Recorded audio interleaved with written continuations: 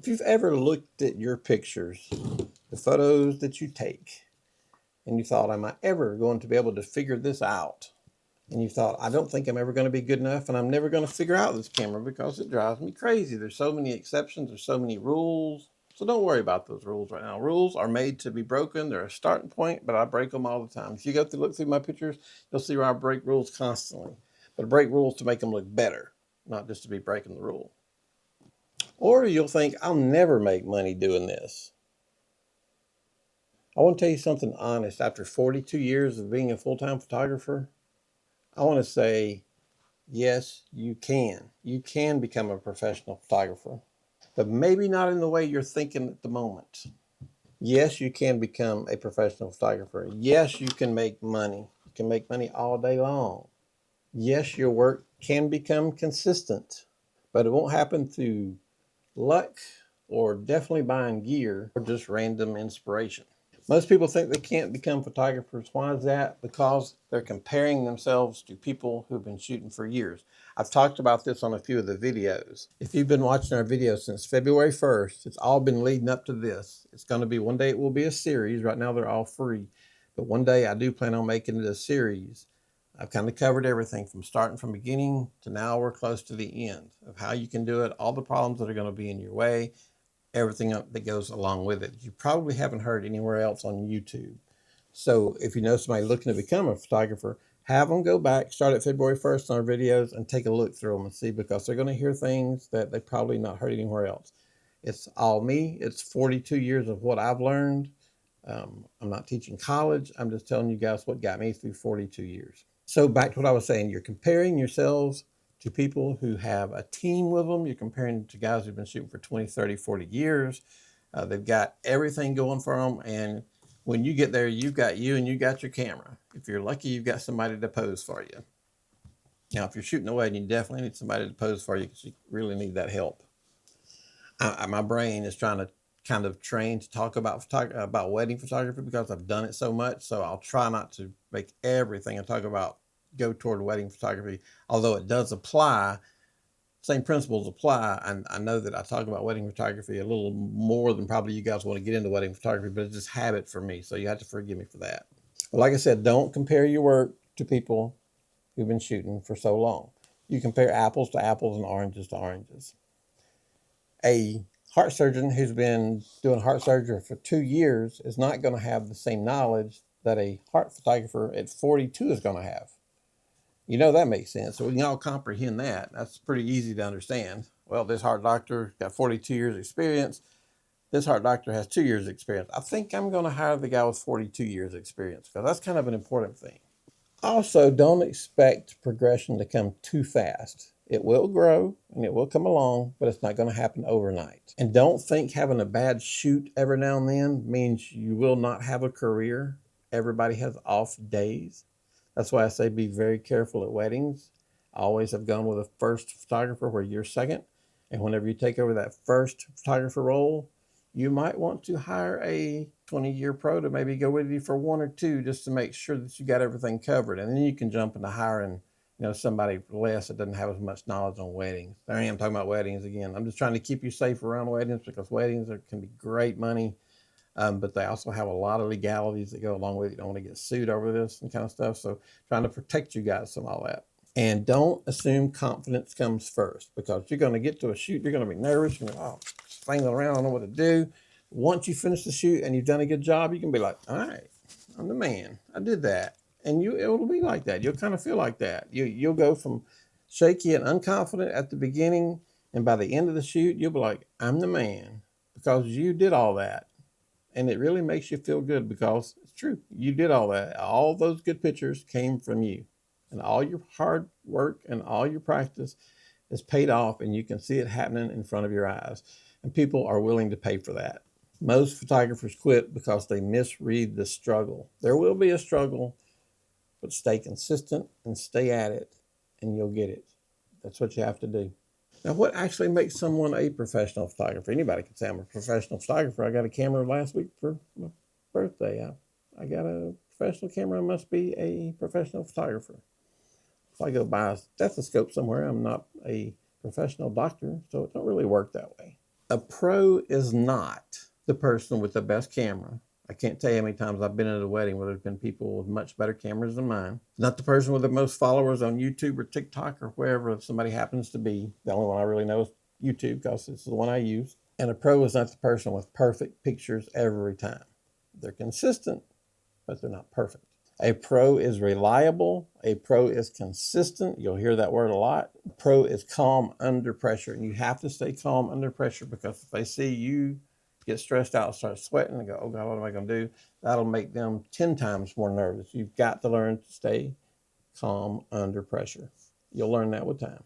You have to be able to solve problems. Now, this depends on what the problem may be, but I like to talk to people so I can go over, I've talked to brides, about tuxes not coming in right, or whatever the case may be. Honey, every wedding there's something goes wrong. Look at it, it's fun. You'll look back on this 10 years from now, you'll laugh. It's not that big a deal. Let's just have fun. It's your wedding day. It's going to be a fun day. So what if they didn't get the flowers exactly right or whatever? We're going to get some great pictures for you. You're going to have a good time, and by the end of the day, you're going to be married. And that little pep talk will talk them up pretty good. You'll be surprised how far you'll get with that. And a pro is the one that's able to deliver for people. Like I was just saying, you tell them that kind of stuff, and then you deliver on the pictures. You must deliver consistent pictures. The money will come when people trust you. And I just did a video about how to do your pricing, so go back and watch that one. It's part of February's videos. And trust comes from consistency. You don't need to be world class to start. You need to be dependable and useful and consistent. That's right. Dependable, useful, and consistent. That's what you need to be to get paid. That will build a clientele. People aren't paying you because they think you're the greatest photographer alive. They're paying you because they trust you to do their job, to shoot their daughter's wedding, or the bride trusts you to shoot her wedding. That's why they hire you, and they like you. You really need to learn to work with people and get along with people, because there's a fine line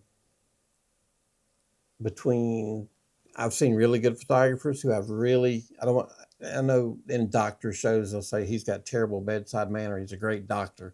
But you'll see that in photography too. You'll see photographers that are really good, but they're not really very friendly up front. I would prefer to be the friendly doctor that also knows what they're doing. You want to have a good bedside manner, for lack of better words to use here, because people will hire you for that. I had a lady call me one time.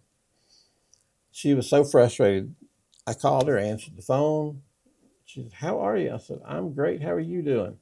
We talked for a minute, and she didn't know who I was. She was calling me right out of the phone book. Back in the old days, we had a phone book before we had Google. You kids might have seen them. They're about this thick.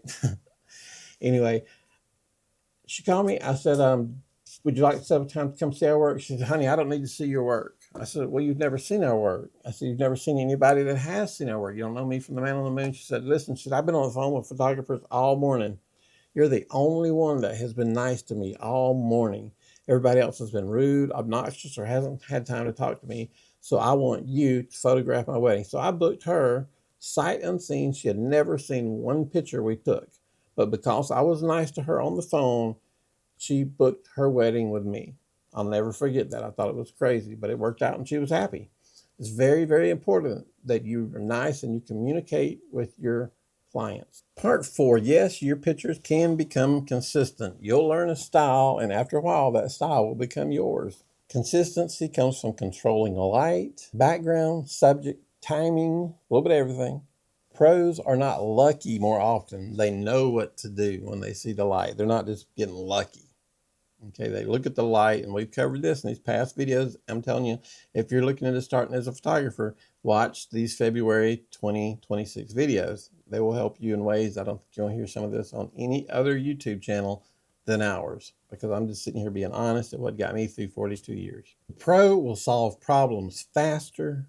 That way you don't have to linger on with this issue. You can get back to taking pictures. And consistency is learned. I love that consistent word. You want to be consistent. That's everything where consistency is. Number 5, the real path.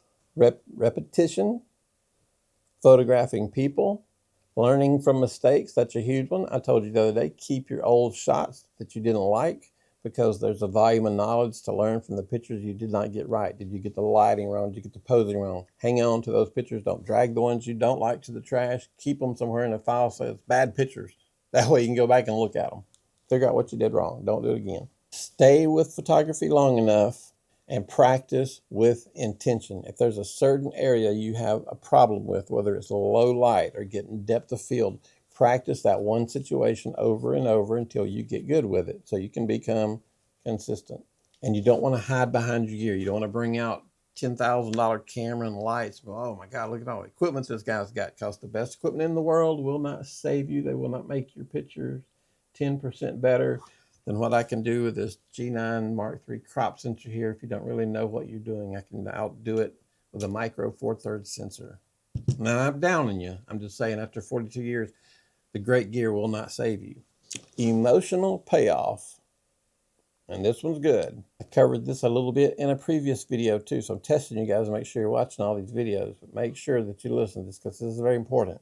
One day you'll walk into a room and you'll know exactly where to put someone. You'll know what light to use. Do you need flash? Do you need bounce flash? Do you need a bounce flash behind you to come back toward them? You'll know what needs fixing at the time as soon as you walk into the room. And you'll realize, I'm not guessing anymore. I've got this figured out. Pretty cool.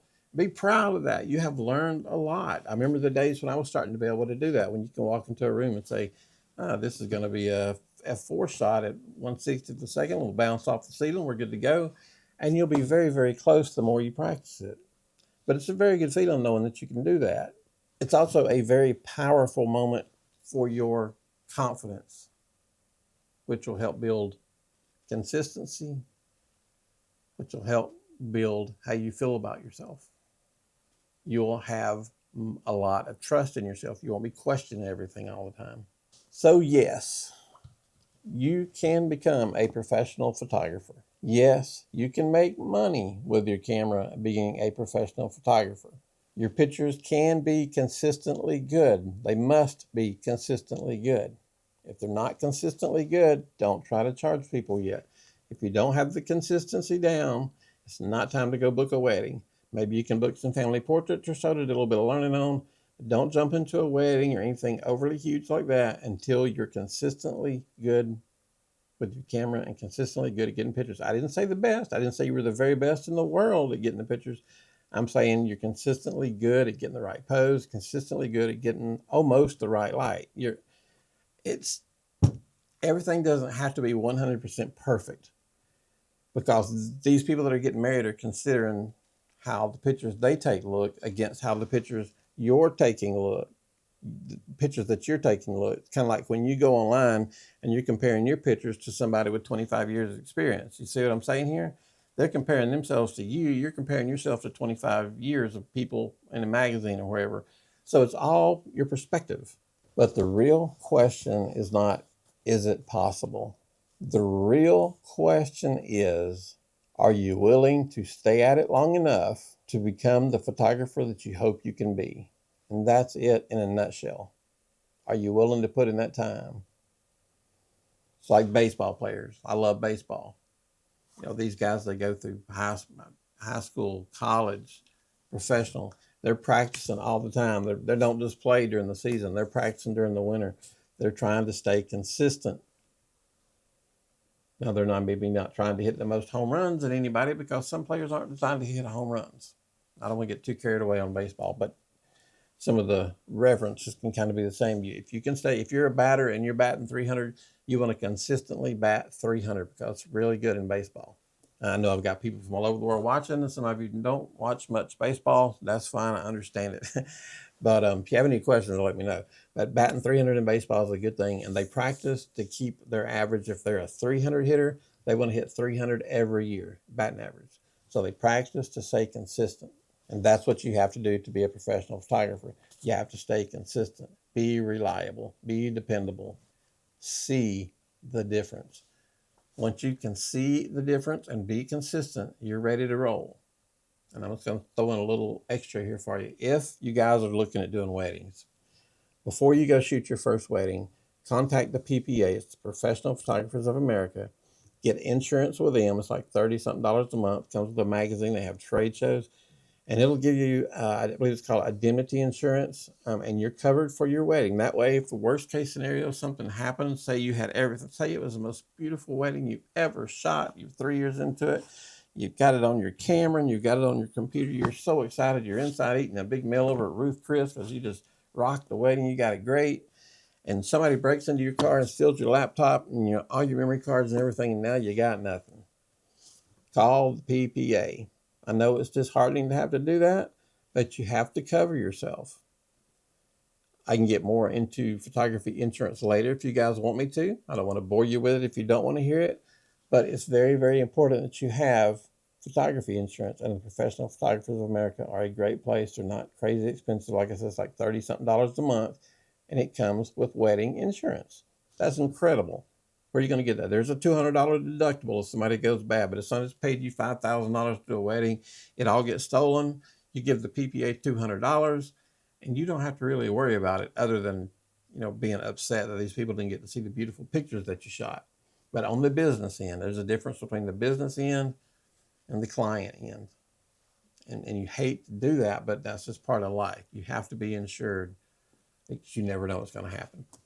But yes, definitely, you can become a professional photographer. And you think, well, I don't have anybody to help me. What about me? I'm willing to help you. You got my email. You got the comments down at the bottom. If you've got a picture, you can't figure it out, grab my email, send me an email. I'll get back to you guys and tell you what I would have done, what I suggest. I suggest you do this. I'm on your side, guys. I'm here to pay it forward from people that have taught me in the past. I want to help you guys learn like I was helped coming along. And here I am 42 years later, thanks to a bunch of guys named Scott, Jose, Walt, bunch of guys. Thank all you guys. I appreciate it. But if we can help you guys in any way, I am more than willing to help. I don't shoot near as many weddings as I used to because I've been in some car wrecks and I'm older now. I'm getting close to 60. I shoot a few very, very small weddings for people I know. Like the other day, I did some senior portraits for a girl. I just don't do the long 10, 12-hour stuff anymore. I'm just not able to do that. But I will help you do it. And if you need a mentor, somebody to help you, somebody take a look at your pictures, email them to me or put them on your gallery and send me your link. I'll go through there and I'll be honest with you. You can tell me how many years you've been shooting, what you're shooting with, so forth, and I'll tell you where I think you are, and I'll be honest. I don't want you to get mad at me, but I'll be honest with you. So, and that's what you need. You need somebody to be honest with you, not just somebody to make you feel good. Oh, those are good. You need somebody that's going to say, they're not bad. You messed up here. You need to fix that. You need somebody like that. But yes, most definitely, you too can become a professional photographer. It's a great career to have. I have enjoyed mine immensely, and I love helping you guys out on YouTube. If there's anything I can help you with, again, drop a note down at the bottom, send me an email. I'm here for you. I appreciate it. Thank you guys for your time. I know I ate up a lot of your time rambling on about this, but I want you guys to know, starting February 1st, almost a month ago to now, I think we got one more video, and that'll be our full collection about becoming a professional photographer. Anyway, I appreciate you guys' time. Appreciate all that you do. Thanks for watching. You guys have a great day. Thank you.